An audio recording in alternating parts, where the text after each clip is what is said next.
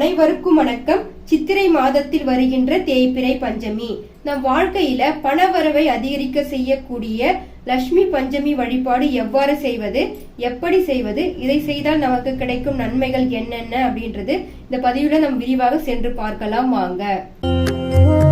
சித்திரை மாதம் என்பது மிகவும் சிறப்புக்குரிய மாதங்க. இந்த மாதத்தில் வரக்கூடிய ஒவ்வொரு திதியும் பலவிதமான பலன்களை கொடுக்கக்கூடியது. அதே போல இந்த சித்திரை மாதத்தில் வருகின்ற இந்த தேய்பிறை பஞ்சமியும் ஒரு சிறப்பான நாள் என்றதை சொல்லப்படுகிறது.